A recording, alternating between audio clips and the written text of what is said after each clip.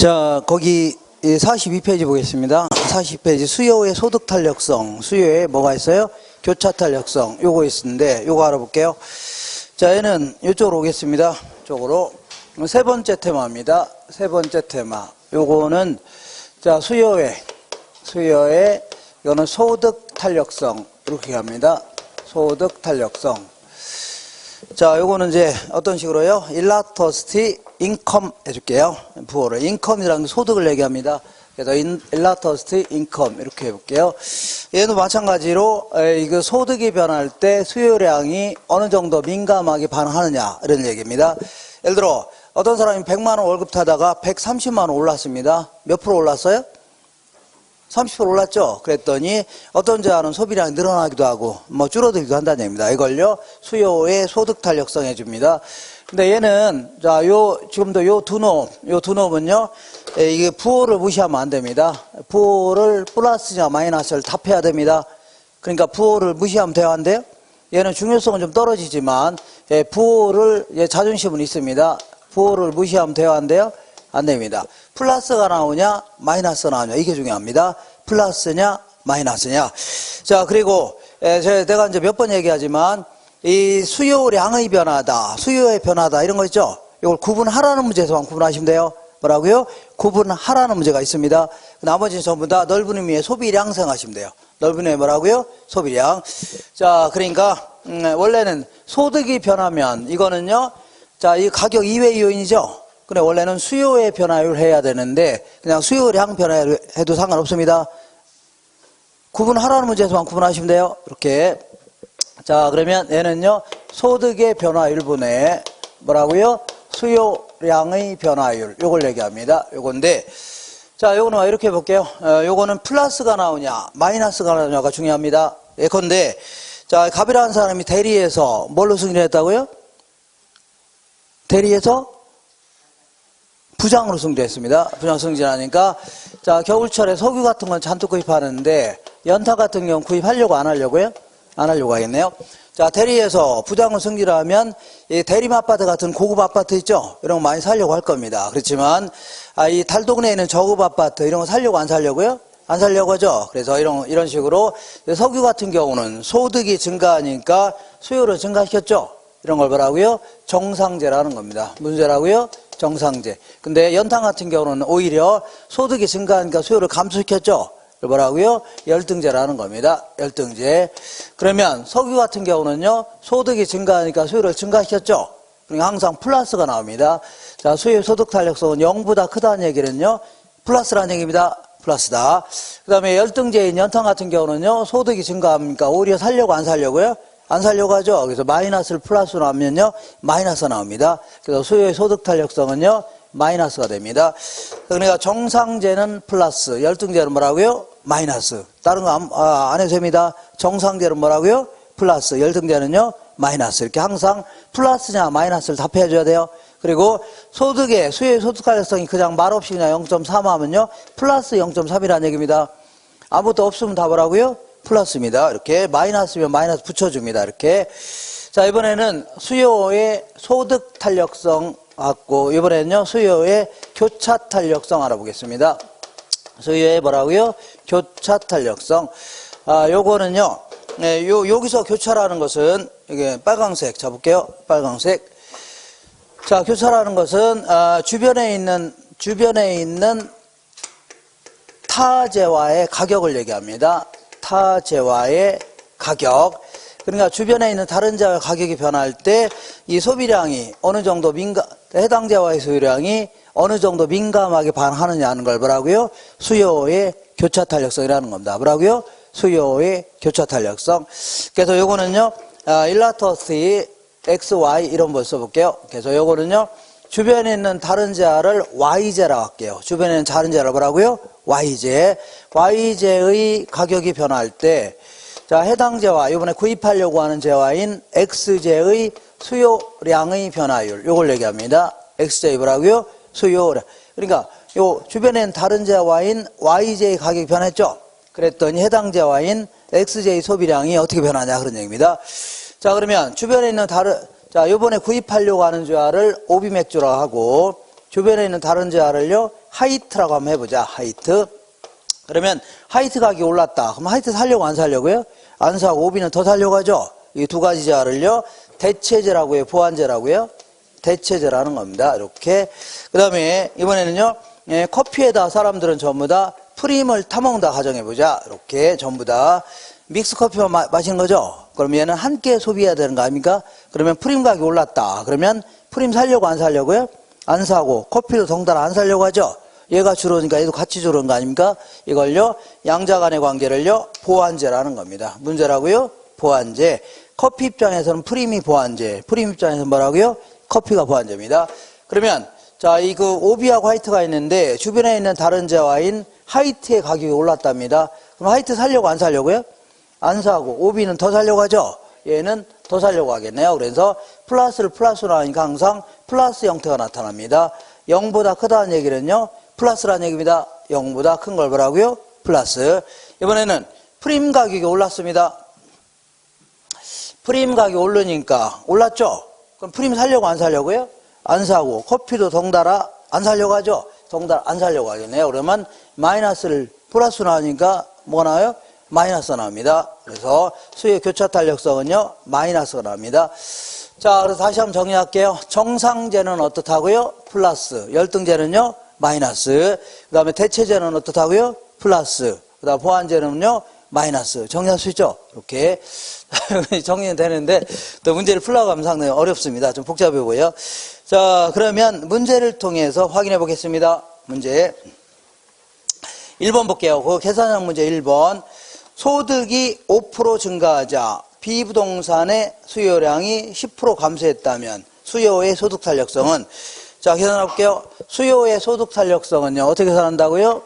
이렇게 소득의 변화율분의 수요량의 변화율이죠. 그러니까 소득이 얼만큼 변했어요? 10. 일단은 숫자 부호는 무시하고 5% 증가했죠. 맞죠? 그랬더니 수요량은 10% 감소했죠.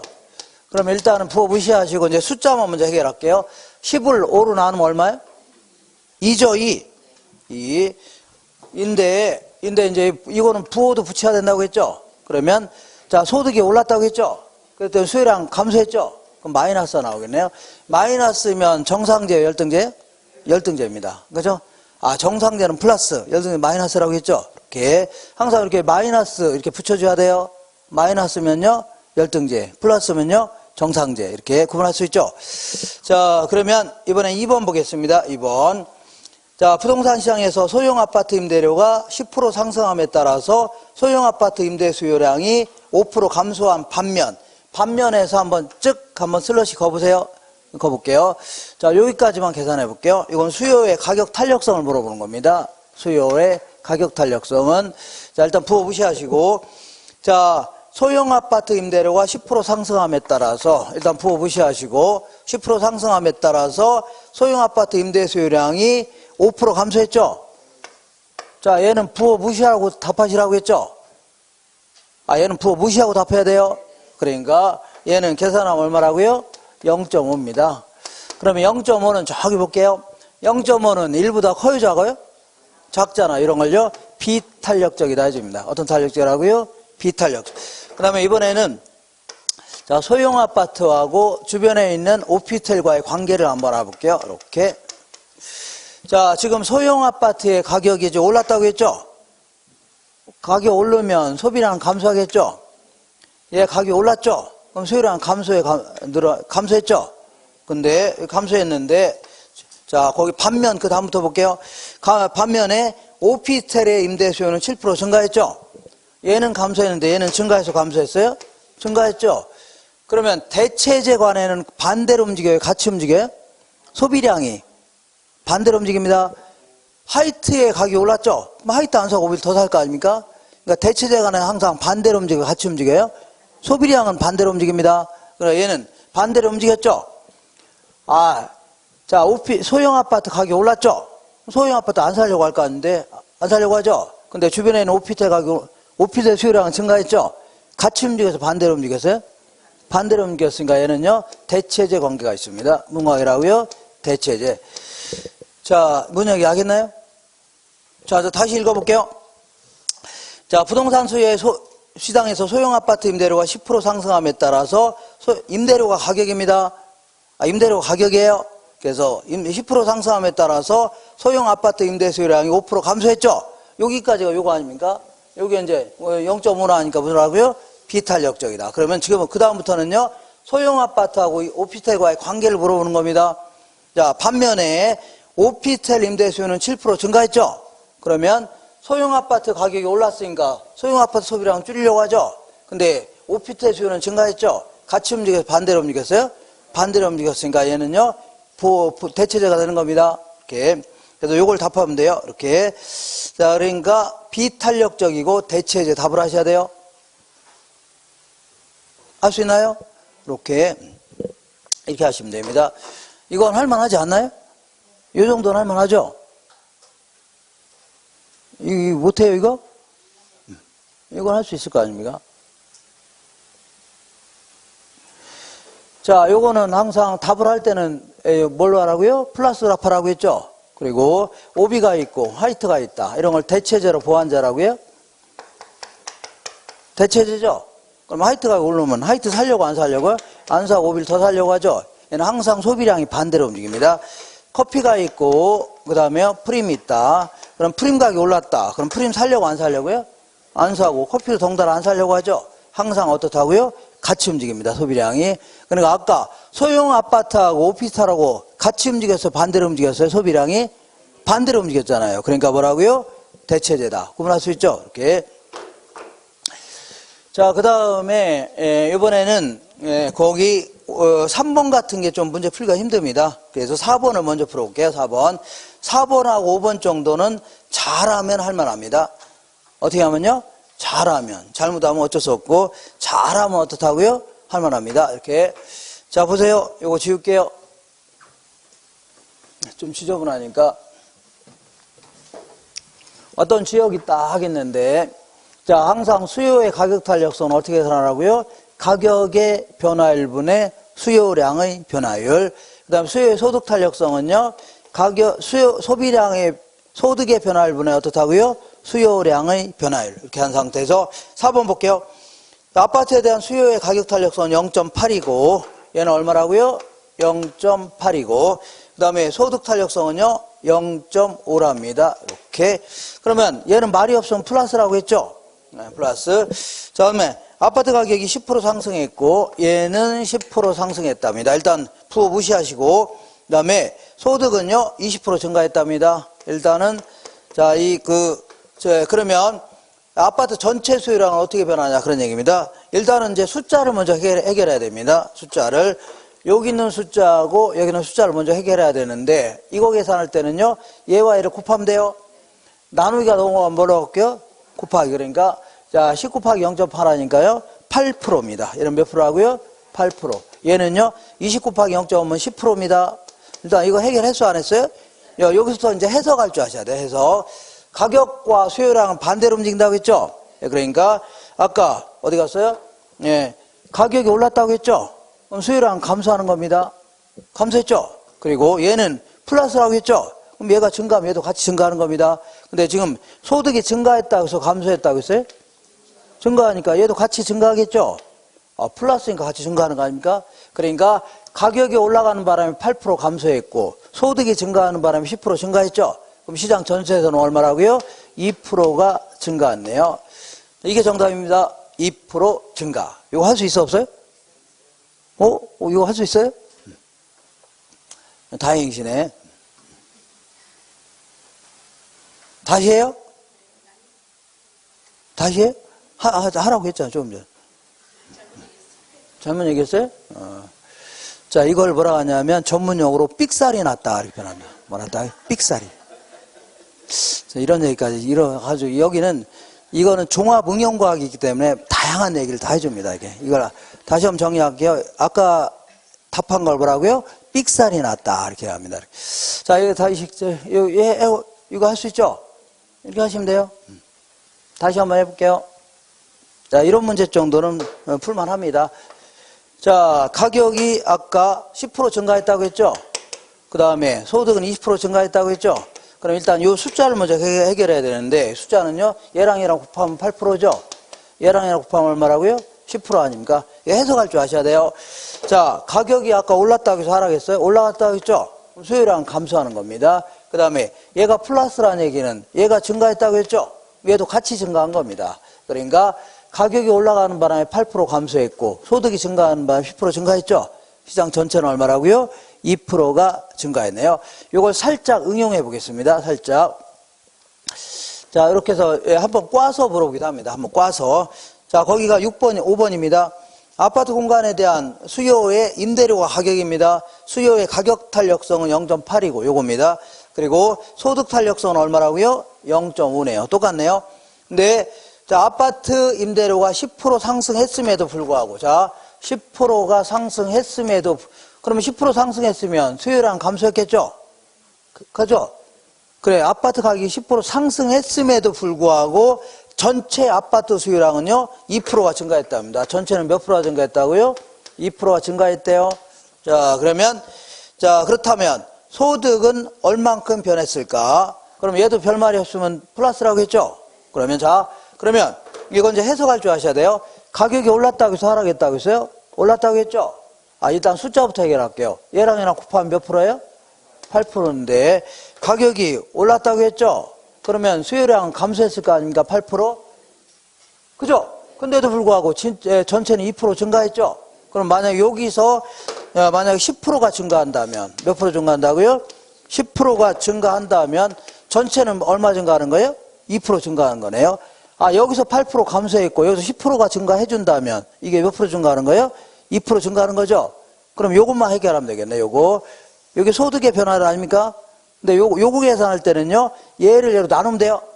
무조건 이렇게 하시면 돼요. 요걸 뭘로 나누고요? 나누면 돼요. 아, 물론, 암산도 되는데 0.5라는 얘기가 20% 아닙니까? 어쨌거나 이렇게 나올 때는 얘를 뭘로 나누고요? 0.5로 나누면 돼요. 그러면 얘가 몇 프로예요? 20%입니다. 근데 얘는 플러스라고 했죠. 별말이 없으면. 얘도 증가하면 얘도 같이 증가한 겁니다. 얘도 뭐라고요?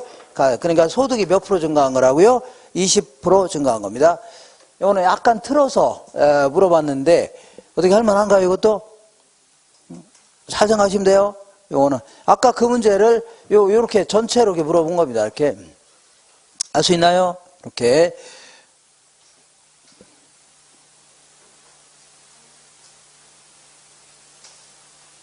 지워도 되죠? 한번 해보세요.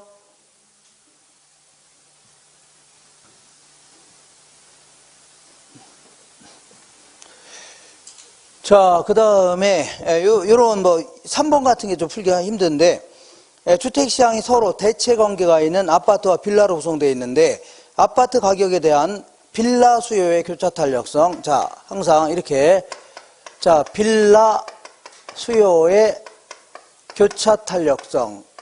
이렇게 얘기할 때는요, 빌라 수요의 교차 탄력성 할 때는요, 탄력성. 요게 주변에 있는 빌라가 아닌 주변에 있는 다른 재화가 있을 수 있어 없어요?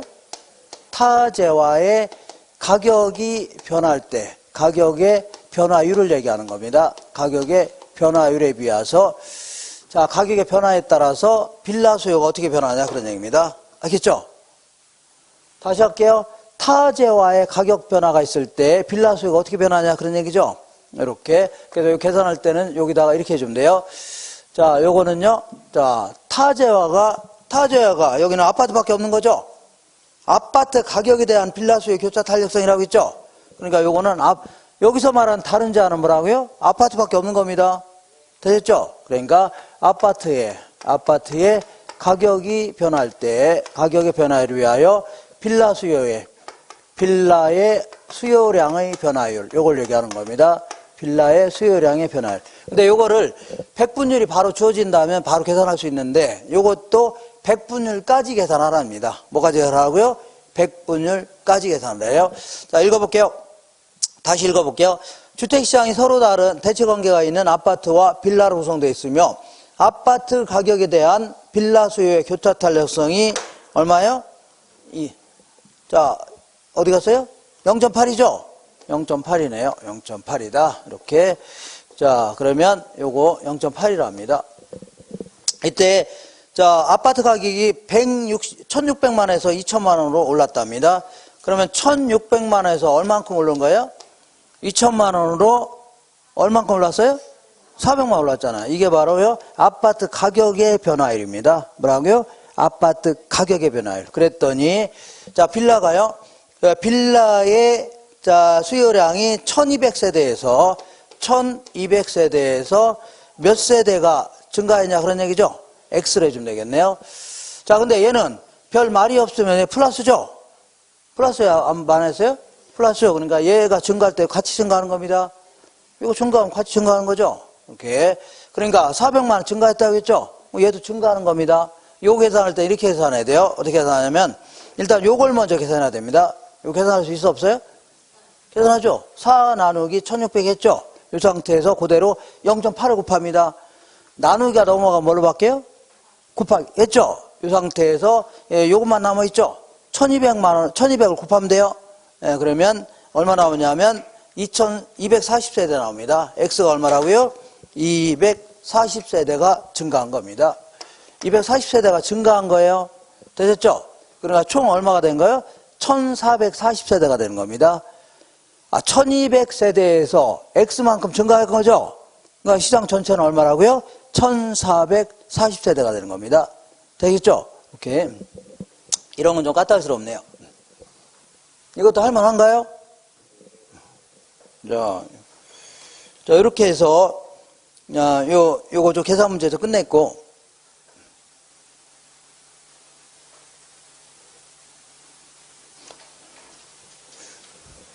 어떻게, 여기, 저기, 아까 삑사리 하신 분, 요거 어떻게 할만하세요? 요거는 힘들어요?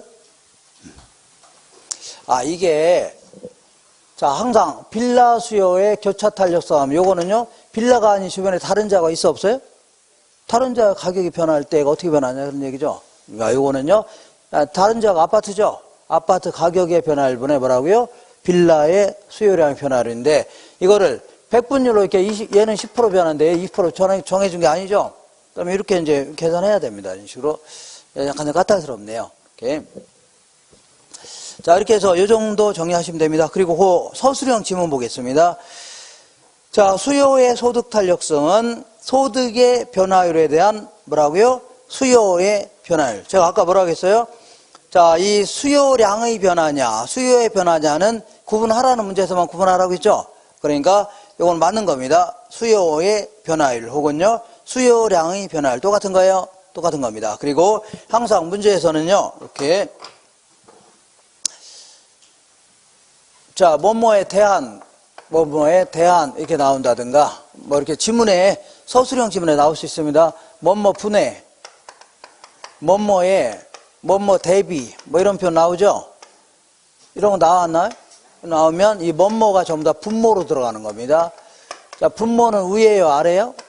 아래로 들어가는 겁니다. 그래서 항상 거기 나와 있는 것처럼, 자, 이 소득의 변화율에 대한 했으니까, 소득의 변화율이 밑에 들어가는 거죠.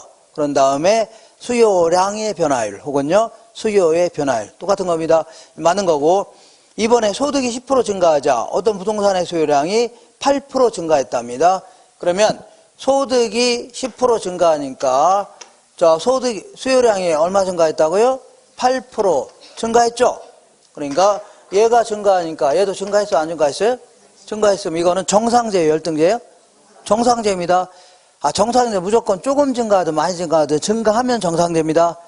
열등제는요, 오히려 줄어들어야 돼요. 열등제는요, 줄어들어야 열등제입니다. 그래서 이런 경우는요, 정상제에 해당됩니다. 아시겠죠? 정상제. 그리고 한 장 넘겨보겠습니다. 넘겨보시면 44페이지에 아래쪽에는 그림이 있죠? 요거 좀 기억하세요. 자, 물리조건급은 불가능하죠? 수직의 형태입니다. 경제조건급은요, 우상향하는 형태. 요것만 기억하시고, 이렇게 해서 요 정도 하시면 돼요. 자, 이렇게 해서 요건 다 끝내겠습니다. 질질 끌 수가 없으니까 다 지울게요. 자, 잠깐 이거를 지우는 시간을 좀 갖겠습니다. 그래서 지울 때는 잠깐 주무셔도 됩니다. 이렇게. 잠깐 주무셔야 되는데, 여기는 이제 지울 때나 안 지울 때나 계속 주무시긴 해요. 이렇게. 자, 이렇게 해서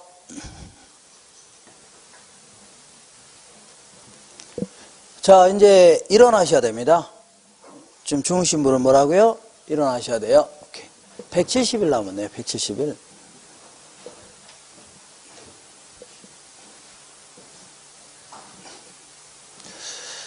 자, 170일, 여름 같은 게 딱 지나면, 또 잔소리 잠깐만, 여름 딱 지나면, 야, 2달밖에 안 남은 이렇게 나오는데, 최근 뭐 이게 쌓여있고, 그러면 반드시, 그런 경우는 반드시 떨어집니다. 뭐라고요? 반드시 불합격합니다. 자, 그러니까, 자꾸 양이, 자료가 많으면 안 돼요. 뭐가 많으면 안 된다고요? 공부 자료가 너무 많으면 안 돼요. 자료면요, 이거 하나면 됩니다. 이거 하나로 그냥 끝내시면 됩니다. 자, 무슨 100점 맞을 것도 아니고, 이거 제가 뭐라 했어요? 정확히 반만 맞추면 된다고 했죠? 그것만 맞추면 돼요. 그리고 정확히 반만 맞추고 나머지는요, 찍어도 오지선다형이니까 20문제 중에 4개는 맞출 거 아닙니까? 근데 어떻게 하다 보니까 20개를 찍었는데 하나도 못 맞출 수 있어 없어요? 이걸 왕재수 없다 해줍니다. 뭐라고요? 그냥 재수 없는 게 아니라 뭐라고요? 왕재수 없다. 그냥 답 사이로 그냥 다 비껴나간 겁니다. 그런 경우에 대비해서 목표 점수를요, 24개 정도 잡아야 됩니다. 몇 개라고요? 24개. 그래야지 가장 안전하게 합격할 수 있습니다. 그래서 자꾸 너저분하게 이거 보고 저거 보고 절대 할 필요 없습니다. 자꾸 이것만 보시면 다 끝나는 겁니다. 자, 곧바로 이제 문제를 또 계속 이제 경기 변동이라는 걸 알아보겠습니다. 경기 변동은요, 그 일반 경기 변동이라는 게 있고 뭐가 있어요? 그 일반 경기 변동은요, 총체적인, 우리 그 노트 거기 45페이지죠? 요거 할 겁니다. 자, 여기 볼게요. 이렇게 일반 경기 변동이라는 것은요, 총체적인 경제활동 수준. 예를 들어서 국민소득이라든가 종합주가지수 아니면요, 실업률이라든가 인플레이션 같은 거 있죠? 이런 것들의 수치 자체가 좋아졌다, 나빠졌다를 반복한다는 얘기죠? 이걸 뭐라고요? 일반 경기 변동해줍니다. 근데 이 중에서 이제 부동산만 떼어내서 이제 측정해 볼 수 있어 없어요? 있죠? 이걸 뭐라고요? 부동산 경기 변동해줍니다. 그래서 일반 경기 변동은요, 측정한 학자에 따라 크게 이제 한 4가지 형태로 나눕니다. 맨 먼저 키친 파동이다.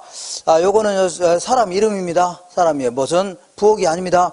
그래서 키친 파동이다 해서 키친이 연구했다 해서 이 사람은요, 재고 변동이라든가 금리 변동 이것 때문에 한 3, 4년직으로 변동하는 거죠. 초단기적으로 이걸요, 키친 파동이라는 겁니다. 이 사람은요, 엄마가 설거지 하다가 배에 자꾸 통증이 온 거죠. 그래서 결국은 그 부엌에서 애를 낳습니다. 그래서 이거를 부엌에서 애를 낳았다고 해서 뭐라고요?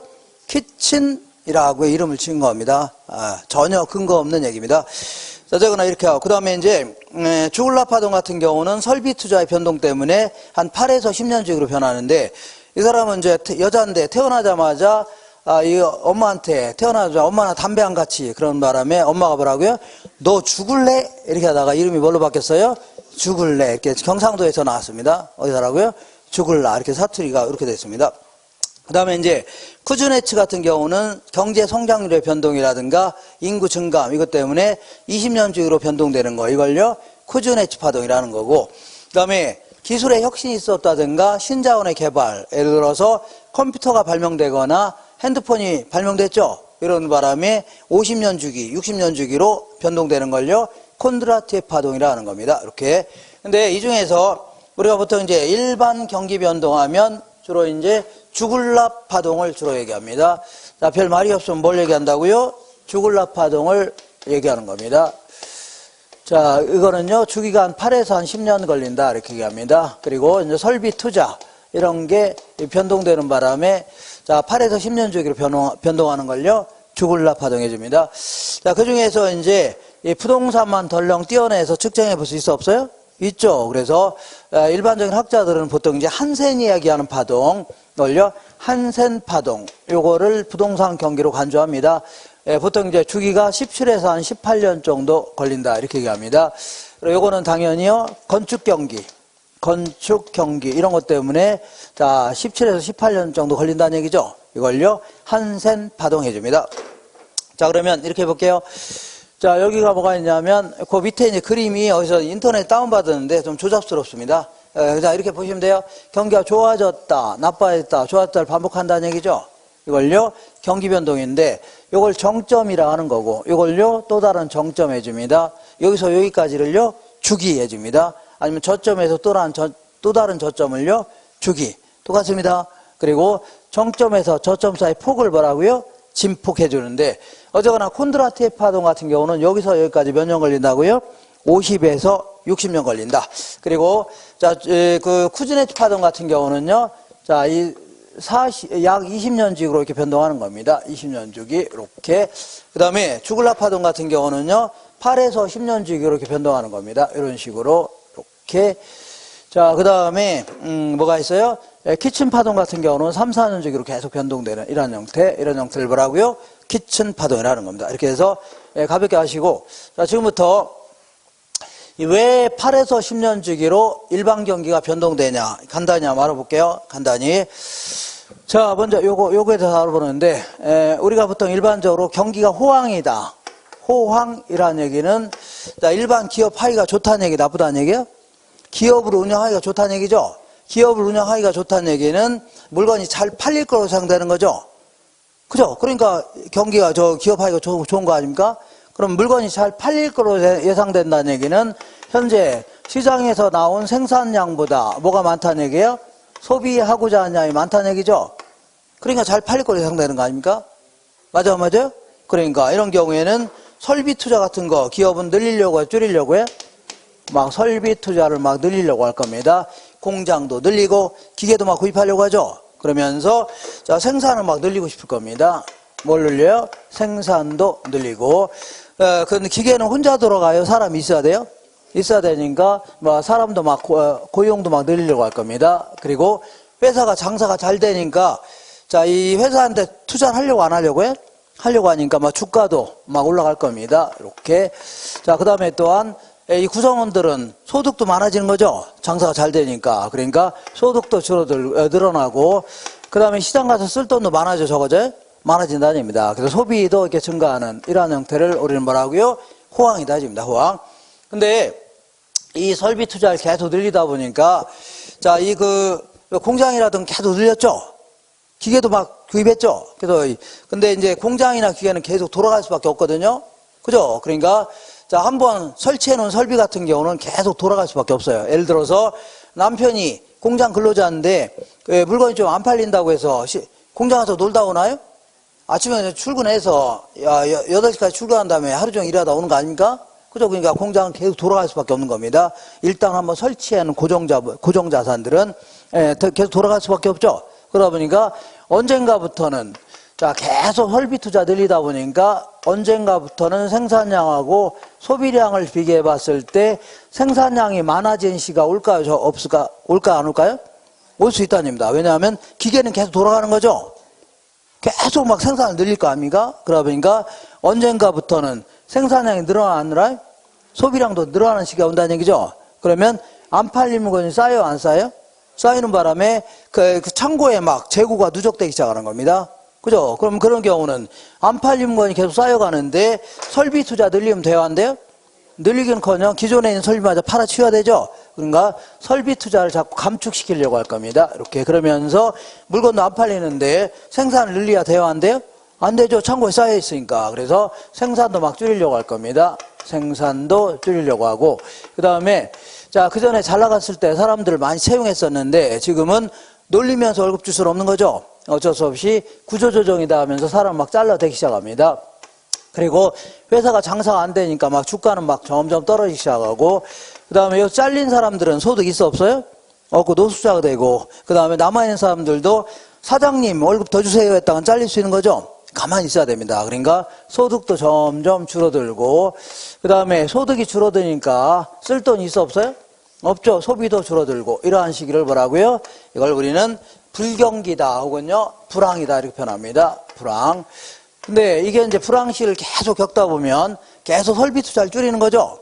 그죠? 계속 줄이다 보니까 언젠가부터는 또다시 소비량이 많아지는 시기가 와요 안 와요? 온다는 얘기입니다. 슬슬 또다시 설비 투자 늘리려고 하죠. 이렇게 해서 주로 이제 설비 투자가 원인이 돼서 주로 이제 8에서 10년직으로 변동되는 이러한 형태를 우리는요 주글라 파동이라는 겁니다. 무슨 파동이라고요? 주글라 파동. 얘는 태어나자마자 엄마 뭐 달라고 했다고요? 담배와 같이 이런 바람에 너 죽을래? 이렇게 하다가 이름이 뭘로 바뀌었다고요? 죽을라 이렇게 바뀌었다는 전혀 근거 없는 그런 그 내용이 있습니다. 어쨌거나 우리는 일반적으로 호황 시기가 좋은 거예요? 불황 시기가 좋은 거예요? 호황이 좋은 겁니다. 근데 호황이라 하더라도 상당히 많은 사람들이 그 호황 때문에 피해를 본 사람이 있다는 얘기입니다. 왜 그러냐면 이 시기는 보통 생산량보다 뭐가 많다고요? 소비하고 자량이 많죠. 그러니까 물가도 일반적으로 올라가는 게 일반적입니다. 물가 올라가는 걸 뭐라고요? 인플레이션이라는 겁니다. 일반적으로 물가가 쭉쭉 올라가는 게 일반적입니다. 물가가 이제 올라가게 되면 이제 누가 손해볼 수 있냐면 우리 근로소득자들 있죠? 회사 나가서 매달 월급 받는 사람 있잖아요. 이런 사람들이 물가 상승만큼 월급이 안 오르는 경우 있죠? 그럼 계속 피해를 볼 수밖에 없는 겁니다. 그리고 오히려 재산을 갖고 있는 자들이 막 이익을 보는 겁니다. 예컨대 자, 부동산이라든가 물건 갖고 있는 사람들은 물건 가격이 올라요, 안 올라요? 계속 올라간다는 얘기죠. 이런 사람이 오히려 이득을 보는 겁니다. 그러니까 돈 많은 사람들은, 그러니까 부자는 점점 부자가 되고 가난한 사람들은요 점점 가난한 사람이 되는 이러한 형태됩니다.